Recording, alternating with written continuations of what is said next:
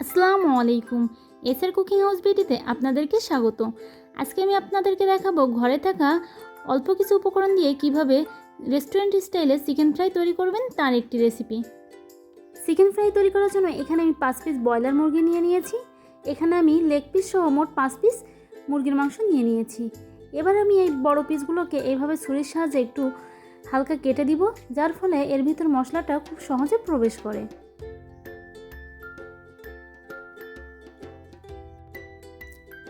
দিয়ে দিলাম 1 চা চামচ রসুন বাটা, 1 চা চামচ আদা বাটা, 2 টেবিল চামচ সয়া সস, হাফ চা চামচ মরিচের গুঁড়া, হাফ চা চামচ গোলমরিচের গুঁড়া এবং সামান্য পরিমাণে লবণ। যেহেতু সয়া সসে লবণ থাকে তাই লবণের পরিমাণটা বুঝে দিতে হবে। এবার মাংসগুলোর ভিতর আমি মশলাটাকে খুব ভালোভাবে মিশিয়ে নিব। মাংসের কাটা অংশগুলোর ভিতর মশলাটাকে খুব ভালোভাবে ঢুকিয়ে দিতে হবে। মাংসগুলো ভালোভাবে মশলার সাথে মাখিয়ে নিয়ে এটাকে ঢেকে রেখে দিব 1 ঘন্টার জন্য। তবে আপনাদের হাতে সময় থাকলে এটাকে সারা রাত নর্মাল ফ্রিজে রেখে দিতে পারেন। এবার বাটার মিল্কটা তৈরি করে নিব। এজন্য এখানে 250 গ্রাম মতো গরুর দুধ নিয়ে নিয়েছি। এর ভিতর দিয়ে দিলাম 1 টেবিল চামচ লেবুর রস।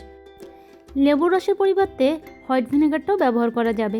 এবার এটাকে ঢেকে 20 মিনিটের জন্য রেখে দিব। ফিরে আসলাম 20 মিনিট পরে।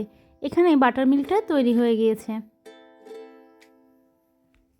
চাইলে এখানে বাজার থেকে কেনা বাটার মিল্কটাও ব্যবহার করা যেতে পারে। একটা পাত্রে নিয়ে নিলাম একটা ডিম। এবার ডিমটাকে আমি ভালোভাবে ফেটিয়ে নিব। ডিমটাকে ভালোভাবে ফেটিয়ে নিয়ে এটাকে বাটার মিল্কের ভিতর দিয়ে দিব। এবার ডিম ও দুধের মিশ্রণটা একসাথে খুব ভালোভাবে মিশিয়ে নিব।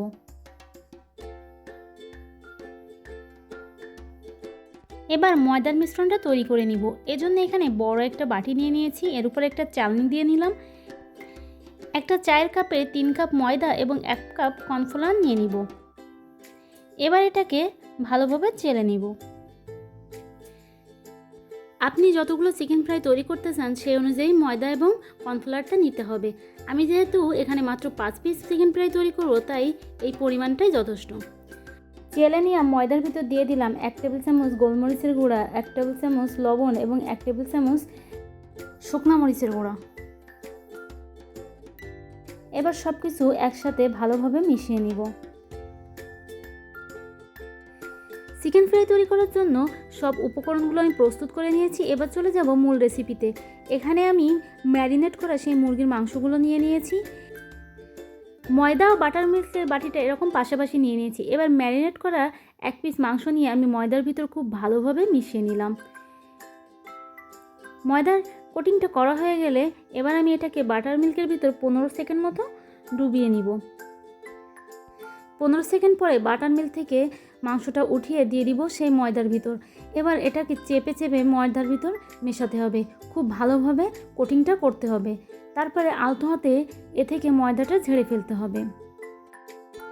আপনারা চাইলে এখানে বাটার মিল্কের পরিবর্তে নর্মাল পানীয় ব্যবহার করতে পারেন, তবে সেক্ষেত্রে স্বাদের সামান্য তারতম্য হবে। এভাবে আমি আরও একটা করে দেখাচ্ছি। আরও 1 পিস ম্যারিনেট করা মুরগির মাংস ময়দার ভিতর দিয়ে দিলাম। আবারও আগের মতো ভালোভাবে চেপে চেপে ময়দাটা মাংসের গায়ে লাগিয়ে নিলাম। তারপর এটাকে বাটার মিল্কের ভিতর 15 সেকেন্ডের জন্য দিয়ে দিলাম। 15 সেকেন্ড পরে এটাকে আবারও ময়দার ভিতর কোটিং করে নিব। তবে যারা ময়দার এই কোটিংটা পুরো খেতে পছন্দ করেন তারা এইভাবে আরও একটা লেয়ার নিতে পারেন। তবে সেক্ষেত্রে এটাকে আবারও বাটার মিল্কের ভিতর ডুবিয়ে আবারও ময়দার কোটিং করে নিতে হবে। আমি প্রথম পর্যায়ে ভাজার জন্য এখানে 3 পিস মাংস রেডি করে নিয়েছি। যারা এটাকে ফ্রোজেন করতে চান এই পর্যায়ে এটাকে এয়ারটাইট বক্সে ভরে ডিপ ফ্রিজে সংরক্ষণ করতে পারেন। চিকেনগুলো ভাজার জন্য চুলায় দিয়ে দিলাম একটা প্যানের ভিতর আমি দিয়ে দিচ্ছি পর্যাপ্ত পরিমাণে তেল। তেলটাকে আমি হাইটে খুব ভালোভাবে গরম করে নিয়ে এর ভিতর চিকেনগুলো দিয়ে দিব। তেলটা অবশ্যই খুব ভালোভাবে গরম করে নিতে হবে। চিকেনগুলো তেলের ভিতর দিয়ে চুলার আঁচটাকে মিডিয়াম টু লোয়ের মাঝামাঝি রাখতে হবে। এ পর্যায়ে চুলার আঁচটা খুব বেশি রাখা যাবে না, কারণ চিকেনটাকে একটু সময় নিয়ে ভাজতে হবে, না হলে এর উপরটা গোল্ডেন কালার হয়ে যাবে এবং ভিতরটা কাঁচা থাকবে।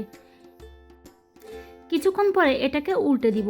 এভাবে উল্টে পাল্টে সময় নিয়ে চিকেনটাকে ভেজে নিতে হবে। চিকেনটার কালার যখন খুব সুন্দর গোল্ডেন হয়ে আসবে তখন এটাকে নামাতে হবে। আমার এটাকে ভাজতে প্রায় 12 মিনিট মতো সময় লাগছে। ভিডিওটি ভালো লাগলে ভিডিওটিতে একটি লাইক দিন এবং আমার চ্যানেলটি সাবস্ক্রাইব করে আমার পাশে থাকুন।